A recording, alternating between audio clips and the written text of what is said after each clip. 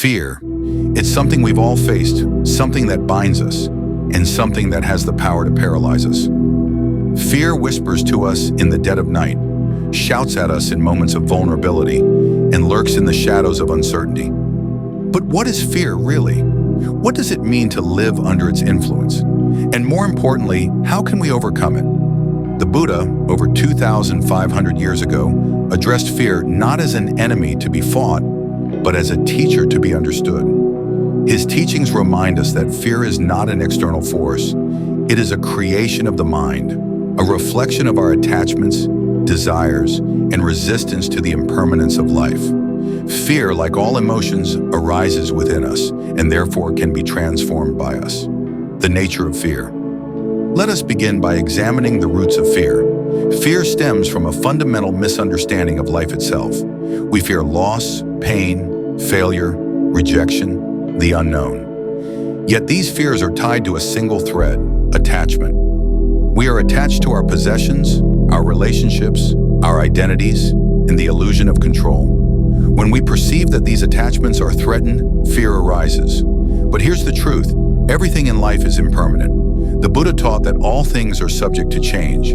Clinging to the impermanent is like trying to hold water in your hands. It will always slip through. When we come to terms with this impermanence, we begin to loosen fear's grip. For example, think of a young child clutching a toy, terrified that it might be taken away. As adults, we see the absurdity of this fear because we understand the toy's impermanence. But are we any different when we cling to our jobs, relationships, or even our sense of self?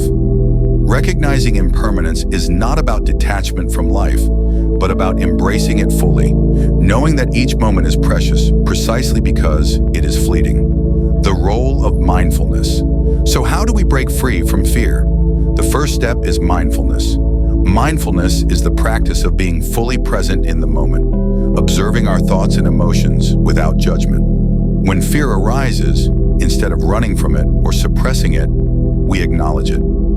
Imagine sitting in meditation and feeling a wave of fear.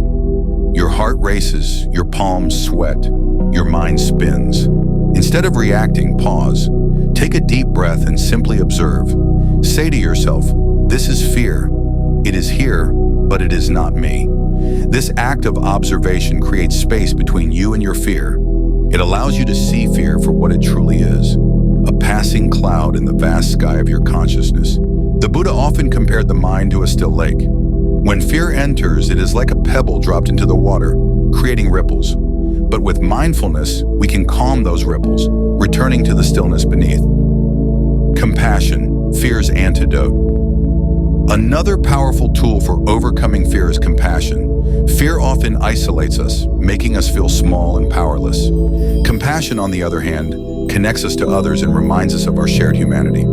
Consider this: when we are consumed by fear, our focus narrows to ourselves. What will happen to me? How will I survive? What if I fail? But when we turn our attention outward towards helping others, fear diminishes. Acts of kindness and compassion shift our perspective from scarcity to abundance. The Buddha said, "Hatred does not cease by hatred, but only by love." The same can be said of fear. Fear cannot be conquered by avoidance or aggression. It can only be transcended by love and understanding. The courage to face fear. Breaking free from fear requires courage. But what is courage? Many think of it as the absence of fear, but true courage is feeling fear and acting anyway.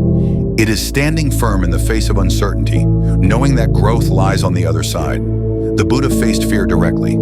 In the story of his enlightenment, as he sat under the Bodhi tree, Mara, the personification of fear and desire, appeared to tempt and terrify him. Mara sent armies of demons, illusions, and doubts to shake his resolve. But the Buddha did not flee. Instead, he simply said, "I see you, Mara."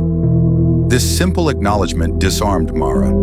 By recognizing fear for what it was, an illusion, the Buddha robbed it of its power. In our own lives, we can do the same. When fear arises, we can look it in the eye and say, "I see you." This act of recognition is the first step toward liberation. Letting go of control. Much of our fear comes from a desire for control. We want to control outcomes, circumstances, and even other people. But control is an illusion. The taught that clinging to control only leads to suffering. Think of a river. When we try to control its flow, we create tension and resistance. But when we surrender to its current, we move effortlessly with it. Life is the same. Letting go of control doesn't mean giving up. It means trusting the process, embracing uncertainty, and flowing with life's natural rhythm. Fear of the unknown. One of the greatest fears we face is the fear of the unknown. What lies ahead? Will I succeed or fail? Will I be accepted or rejected? But consider this. The unknown is where all possibilities exist. It is a blank canvas waiting to be painted. The Buddha encouraged us to approach the unknown with curiosity rather than dread. Instead of asking, "What if I fail?" ask, "What can I learn?" Instead of fearing rejection, embrace the opportunity to grow stronger. Practical steps to overcome fear. Let's bring these teachings into practice.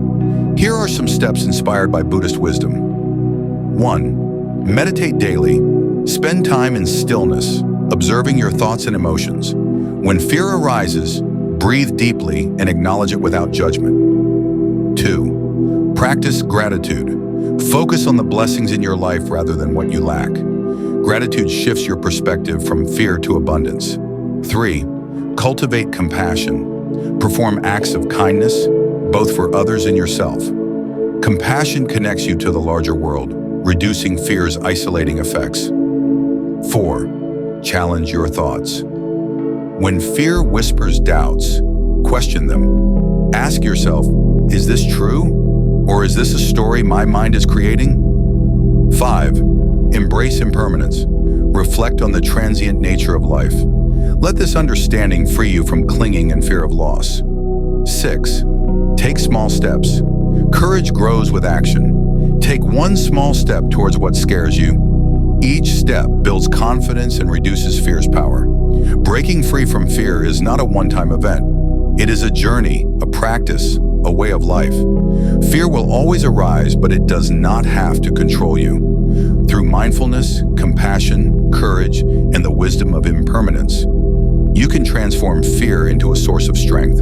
The Buddha's teachings remind us that liberation is possible for all. Fear may visit, but it does not have to stay. Each of us has the power to face our fears, to grow beyond them, and to live a life of peace, purpose, and possibility. So today, I invite you to take that first step. Whatever fear you carry, acknowledge it. Breathe into it, meet it with kindness, and remember you are not alone. Together, we can walk this path toward freedom, toward courage, and toward a life unshackled by fear.